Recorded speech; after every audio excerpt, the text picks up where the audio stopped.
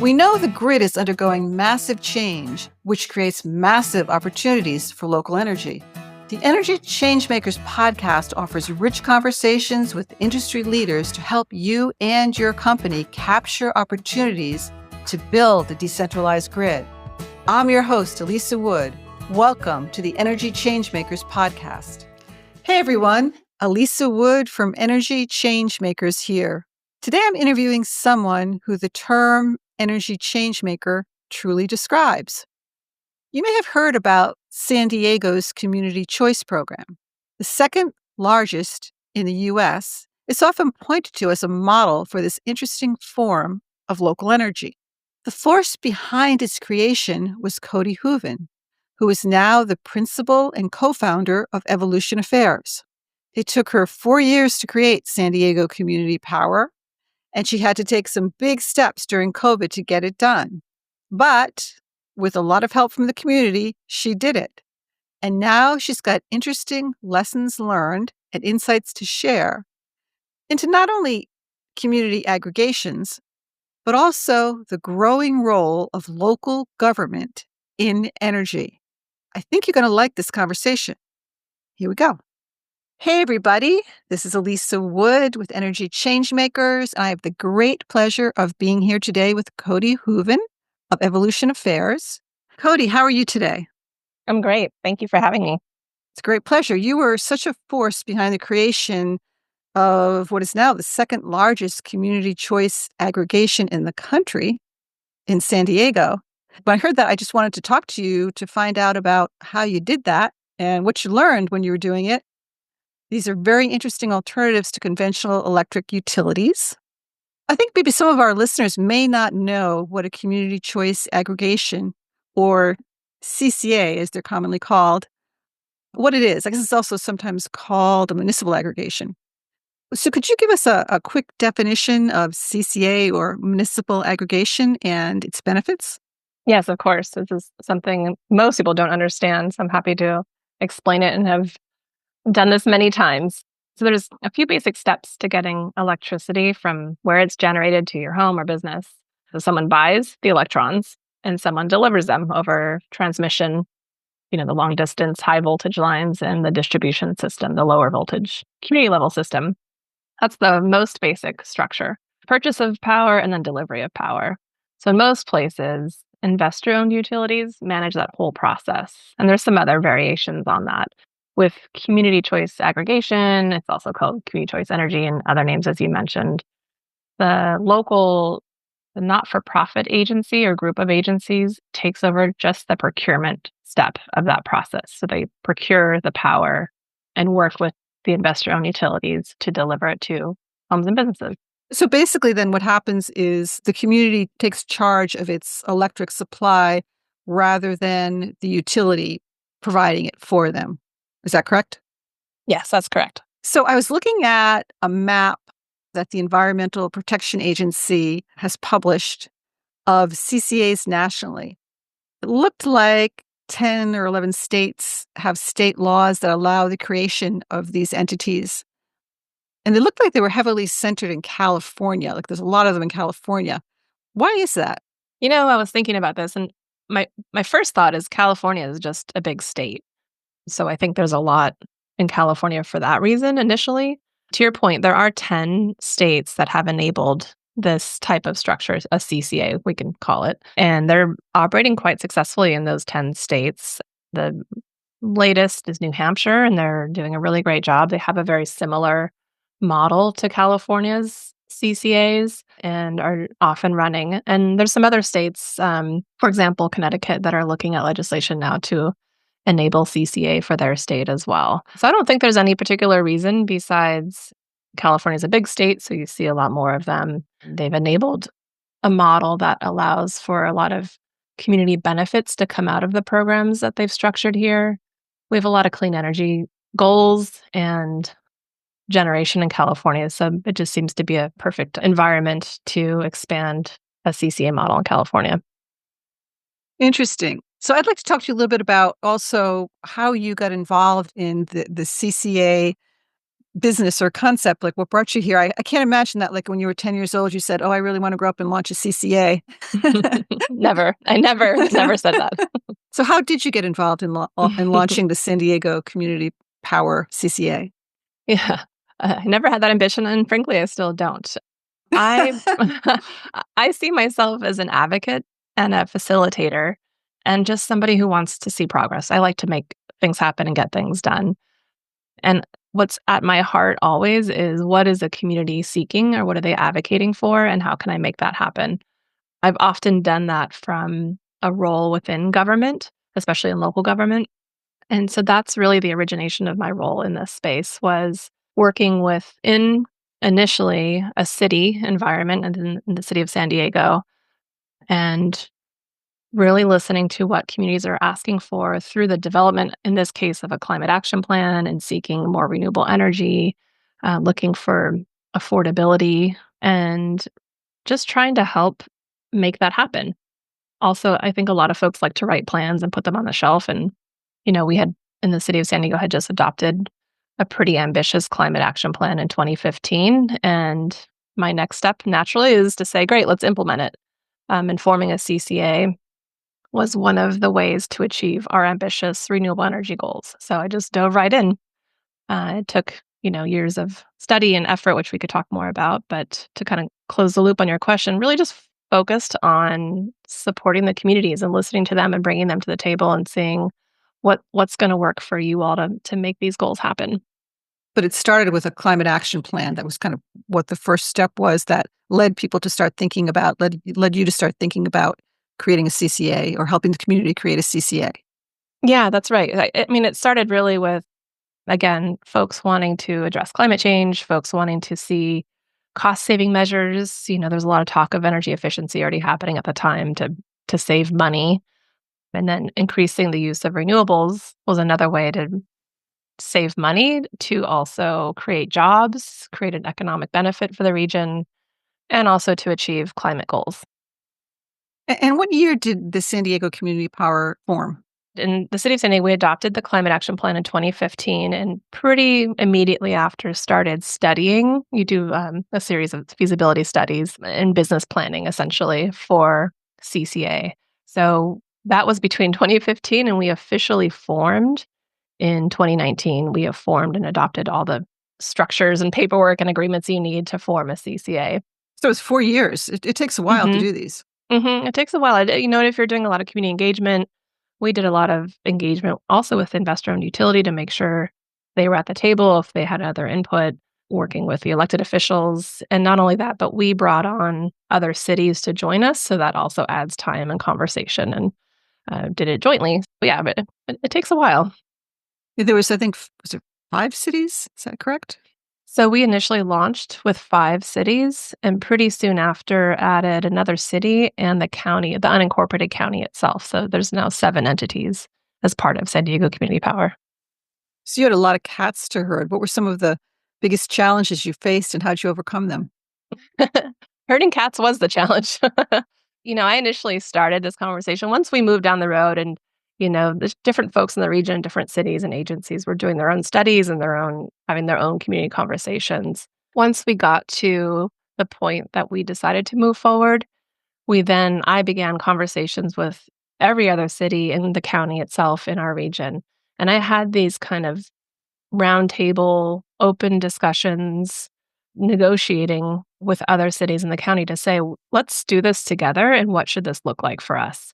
And really now advocating for what our communities wanted and seeing what other cities in the county, what their communities wanted and who wanted to be at the table. And we eventually ended up with 5 of us initially that could get to an agreement, wanted to move forward together. And, that's a challenge in and of itself that takes time and lots of conversations. And the conversations happen at the staff level.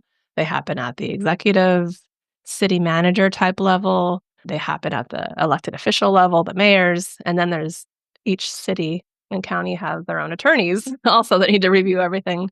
So it was a whole lot of herding cats and a whole lot of conversations, but that's what makes it successful, in my opinion. Were you able to follow a blueprint that other CCAs around the country had followed, or did you find you needed to employ some like creative problem solving? Yeah, a little bit of both. There's blueprints out there. Luckily, we weren't the first. So kudos to Marin County in California for being the first, at least in California. Yeah, I think Massachusetts was the first in the country, wasn't And it? yes, I believe Mhm. so.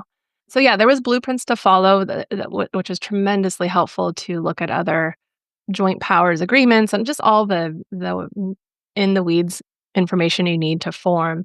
But then you have to, again, I'm going to sound like a broken record. I keep coming back to this. You have to listen to your own community and your own communities in a bigger city and really make it customized to what you need. And that's where the blueprint ends, and you have to take over and think about, you know, advocating for local needs. And I say this to folks, I work with a lot of folks across the country who are looking at this model. And I always say, what is it that your community wants? Don't start with what you want, and don't start with what California and New Hampshire led with. Are you all looking for affordability? Are you looking for jobs? Are you looking for climate action? Start there. Yeah, I think that's kind of the beauty of a CCA or any of these forms of local energy that we tend to talk about a lot on energy Mhm. change makers is that you really can customize them to the priorities of your community. Mhm. There's sort of a community first or community led approach to energy. I can add another fun challenge that we had once we formed in 2019, and kind of before and after everything kind of, happens concurrently at some point. We were seeking financing. Initially, CCAs, you need a startup capital to get you going before you start seeing revenues come back in from the sale of electricity. So right around that time, that was happening in 2020, and we were in the thick of it. And we all know that COVID happened in 2020. So launching something that was very brand new to me, having not one but 5 cities dependent on this being successful, and then having to do it without any financial support from the cities because they were really struggling to figure out what this pandemic is going to look like and cost. That made it a fun challenge. So I always say, if I can get through that and launch this, then anybody else can do it too. Wow. Wow, what a time to be doing it. So what did you do? How did you get the financing going with the cities all kind of locking down and saying, "Uh-oh, we don't know where the future's going and we don't want to spend money right now." So I started out, I started on this traditional path of issuing a request for proposals from banks for loans and, the standard process. But right in the middle of that, after we had issued those requests for proposals, that's when COVID launched. I don't know what the term that is. So we pivoted, of Descended on course. us? So yeah, descended on, that's a better term. I had to pivot pretty quickly because the banks that were offering us loans initially were comfortable doing it without any collateral, which is a huge benefit for local governments everywhere, even without a global pandemic. Local governments typically don't have a ton of extra cash sitting around to provide collateral for new entities. But when COVID struck, the banks also were feeling uncertain and changed their mind and all asked for collateral. So I suddenly had to find $5 million of collateral to Ugh. yeah, to collateralize a $35 million loan essentially, which was the startup costs we determined that we needed. So we ultimately selected River City Bank. They're a small bank up in Northern California that are just really savvy about CCAs. They took the time to learn them in clean energy and worked with them and worked with, frankly, some local investors who really still saw the value in clean energy and had some trust in me to be successful in making sure this endeavor was successful. And they provided startup capital. So it was private capital that we got to back up this public entity, which is pretty uncommon. That's very unusual. Hmm. Kudos to those investors. That's Yeah, great. they're wonderful. That's great. Yeah. And so I'm assuming they got their money back and all was well? They got their money back early, all is well. I think that was a great investment for them, and I am forever appreciative of them being trusting me and us to move that forward. So having gone through all of this, and your story is particularly interesting given that it was sort of all happening in the middle of COVID. What are the lessons that you learned that you can convey to others? Because there's others out there, other communities, I hear from that are interested or trying to do this. And what would you advise that they do or don't do? Yeah, I think the initial phase is there's a couple of things. I've spoken a lot about the community engagement. I will never stop advocating for that because that is the most critical. We had such strong advocates in our communities that were doing heavy lifting to organize the communities and, most importantly, to educate people on what a CCA is. It's still foreign. That the whole energy system is becoming much more daylighted for all of us, but it's still a bit foreign of how systems work. Most people at home turn their lights on and don't think about where it comes from. So it's a huge educational lift also to get people comfortable stepping into a space that they see as complex and opaque. So I can't stress enough how much community organizing and community advocates play a role in making this successful. Now, they could be environmental justice advocates, social justice advocates, advocates for working families. That's what we saw in San Diego, but it is, again, whatever's in different communities, leaning on those advocates and whatever their reasons are. That education is kind of the first step, even for elected officials and all the way down to, just voting members in the community. That's the biggest kind of lesson learned and hurdle, I would say, to focus on. And making sure for me that keeps their voices at the table too. And I carried that all the way through to launch. I think one of the best benefits of a CCA that is a lesson learned, frankly, because I wasn't thinking of this initially, is how much local governments lack energy policy expertise because they've never really needed it before. That's so interesting, especially from this local energy point of view of a lot of our people who participate in energy change makers, because actually they talk about that a lot, that's what we really need to do, is start focusing on helping communities understand. So it's interesting to hear you say that. Yeah, and unless you're one of, I think there's 2,000 municipal utilities across the country. It sounds like a lot, but it's not really serving a huge population. There's not a lot of local government energy policy expertise, just by nature of that's not what they have needed to do or focus on in the past. Now that things are changing and people are having more questions and seeking more, opportunities for, we could turn our lights on with our cell phones now. We can, people are Mhm. understanding energy more and more. They're buying solar panels and batteries and driving electric cars. Energy is becoming a more known quantity for people, and they're also realizing how much of their household expenses or business expenses go to it. Local governments are finding themselves struggling to keep up with understanding that space. Forming a CCA or an energy focused entity that is aligned from a mission perspective with serving communities and not having shareholders to respond to. It's a really unique structure that you don't realize how much you were missing until you have it.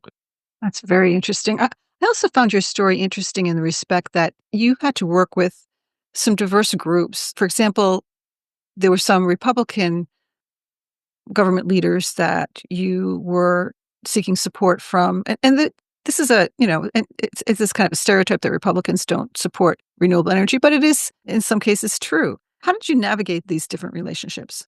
Yeah, actually, I was working for a Republican mayor at the time, and that comes up a lot of how the heck did you do this under a Republican mayor? And, it was a lot, again, a lot of education. I'm sure a lot of hard choices for him, balancing different interests that he had to answer to. Luckily, in California and in San Diego, I had a lot of data showing across the board constituents support clean energy. So that was a helpful talking point. It was helpful data to have to show, hey, if you made it a tough choice and moved with something that is seen as more progressive, your voters are actually okay with this. And I frankly think that's true across the country. It just gets watered down in other places, I think, sometimes. So really, it took a lot of, again, we talked about it took 4 years. It was a lot of conversations. Sometimes it was negotiation, sometimes it was education. I did a lot of talking and, more importantly, a lot of listening to different perspectives, including other conservatives or Republicans in our region, to understand their concerns and finding ways to align what a CCA could do with what they also wanted or were concerned about. I know it's 4 years seems like a long time, but I think, that expression, if you wanna go fast, you go alone, but if you wanna go far, you go together. I really kinda bought into that during that time frame of the time I spent engaging people paid off in the end. It clearly did. I mean, it is the second largest CCA, right? Mhm. It's pretty impressive. Just jumping back on this, were there particular value propositions that you saw that Republicans versus Democrats wanted? Again, I know I'm talking stereotypes here, but the general perception is that the Republicans will want you to talk about cost savings and the Mhm. Democrats are looking for climate change. Did you find that to be true, or were there other things that were coming up? That was pretty consistent here as well, and I see that across the country. I always have believed in talking about cost savings or cost competitiveness because that is what most people are thinking about. It appeals to Republican decision makers as well, but frankly, it also to Democrats. But the people that we're working for, they're always thinking about cost. I think about cost all the time. I'm a big believer in making it work, whatever project you're working on, showing the benefits either now or over time from a cost perspective. So that was definitely a talking point. Interestingly, the term choice is a very bipartisan term. It's kind of an American principle that we have, and we're founded on was we want choice and we want options and competition. That's essentially what you're creating, at least for a part of the energy supply chain, is you're creating a bit of competition rather than a monopoly structure. And businesses get that. They have to compete. So that principle really resonated with them, the business community of like, oh yeah, competition is good. And we all know when there is competition, consumers tend to win. Focusing on that messaging. And again, for us, achieving climate goals and things was also beneficial, but I kind of made that secondary in what I talked about. And so, what are the particular characteristics of the San Diego community power aggregation that are notable? The culture that I really work to establish, and you hear it probably in everything I say, is this organization was formed with tremendous community support, and that should remain our North Star. And to be fair, it's also always my North Star, so I infused a bit of my own culture there. Having constant touch points with the community, listening even when it's hard to hear, and having open and honest dialogue, that's just generates a culture of trust and especially when you have to make hard decisions and navigate between different parties. I don't think that is the easiest thing for bureaucrats or elected officials or CEOs of CCAs to stick to, but that was and remains my North Star for all that I do. And I really tried to infuse that in San Diego community power, is having the community at the table on all decisions and being a part of this movement. And, I think maybe stepping back a little bit, I mentioned earlier a lot of our environmental justice and social justice advocates and advocates for working families really saw an opportunity here to not be left out of yet another kind of economic boon coming. They've seen themselves pass by again and again when other people make money off of a new innovation or a new market wave. And this was a chance to be at the table and benefit just like everybody else will. And that was really important to me to continue to fight for that for folks. Yeah, I mean that's a general benefit of, I think, local energy, other forms as well as community choice. In that, Mhm. at last, there's an opportunity for the average person to have some stake in the energy system. Yeah. That brings me to distributed energy in general. So, can CCAs provide a smoother path to distributed energy? I mean, our community is very interested in distributed energy, so that's why I'm focusing on that. And distributed energy is clearly a way for people to participate in energy wealth. So, I'm curious because I think if I understand correctly, a CCA doesn't own the distribution lines. The utility still owns them. You're only on the supply side, working on the energy supply side. So does that get in the way of like trying to do more DERs through a CCA? So I'm using acronyms a lot here. Right, So right, right. Community Choice Aggregation, DERs is distributed energy like solar and storage, rooftop solar and storage. I'm telling some of our listeners that who may not know. What is the relationship between distributed energy and CCAs? That's something we haven't really talked about much, is the operational side of a CCA, and that could be a whole other podcast, but a little bit about the structure. That's another benefit for CCAs is they have oversight from whatever the state's public utilities commission or regulatory agency is. They have to comply with the same procurement goals, and they have to comply with the same capacity or resource adequacy requirements that investor-owned utilities do or any other load-serving entity. So they have a lot of the same goals and mandates placed on them, but where they differ is they could make a lot of decisions beyond that at the local level in a public meeting in, plain English, so to speak. And once the decision's made locally, it's implemented. There isn't a regulatory proceeding for every change, for every program that they come up with. So it just creates a lot more flexibility and nimbleness to respond to a program that's of interest to the community and actually implement it. Design flexibility, CCAs have autonomy in designing their own energy programs. Something that we started when I was at SDCP, the San Diego Community Power, is let's do a community power plan. Let's see what the community wants as far as programming once we have excess revenue to spend, or if we can get some state funding. And once we gather information from what the community wanted, we could, in theory, CCAs can go to their board and say, this is the program we want to implement. We want to do a rooftop solar incentive. We want to do a battery incentive. We want to support EVs. We want to, frankly, just lower rates a little bit. Those are all choices that they could make at the local level, have a decision and discussion in an open meeting, and implement immediately. So that's I think from a DER perspective, they can design those programs and implement quickly. And that just creates more innovation. It creates more opportunity that I think the DER technologies are really benefiting from or can benefit from. I mentioned kind of the local control, the local decision making. That's a benefit for a lot of cities, as well as being able to, in the local region, make decisions and align with the community. So I think that matching of DERs, what they can offer and what the community wants, is a much better match than, a state agency deciding a blanket program for the whole state and not really understanding the nuance of different community structures and what they have available to use.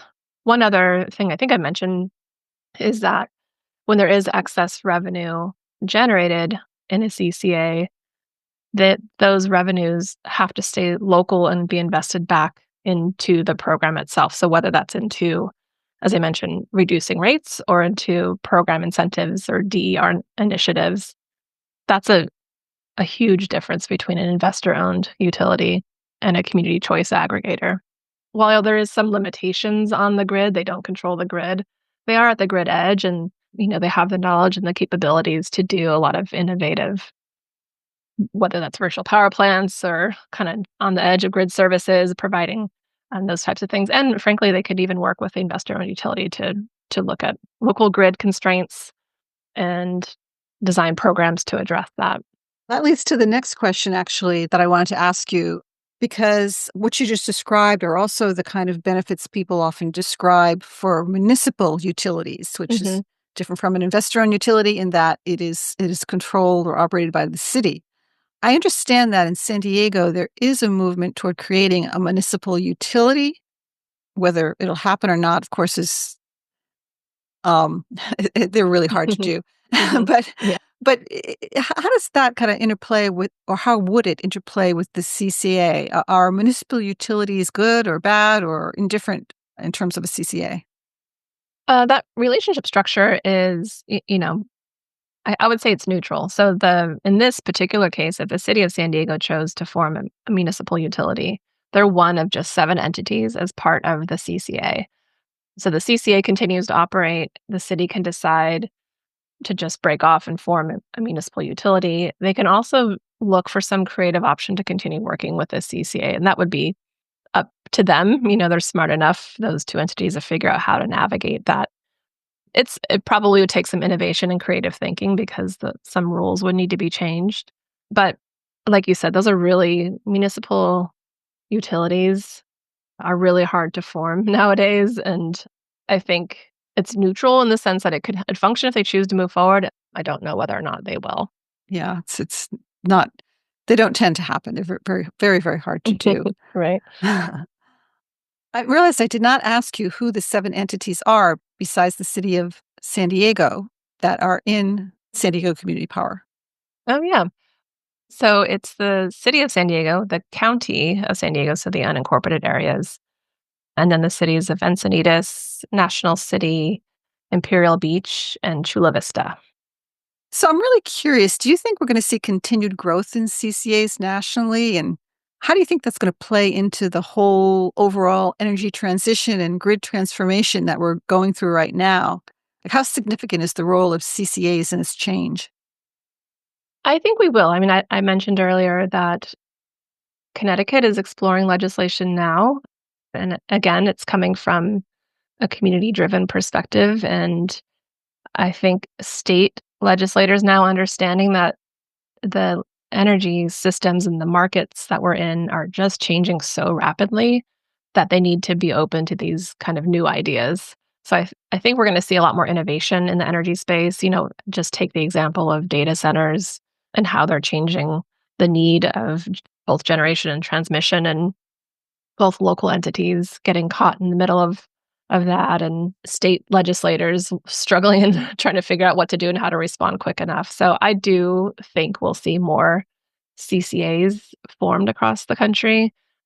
I think in general, I don't know, gosh, I don't think any of us know what's going to happen in the next few years for the markets, but setting that aside, it's a key player. CCAs are a key player in this transition of energy and grid operations that we're seeing, because they are able to be nimble and provide a fresh vision from the community's perspective, but also from the market perspective. And I think it's just a incredibly valuable perspective to have in these conversations.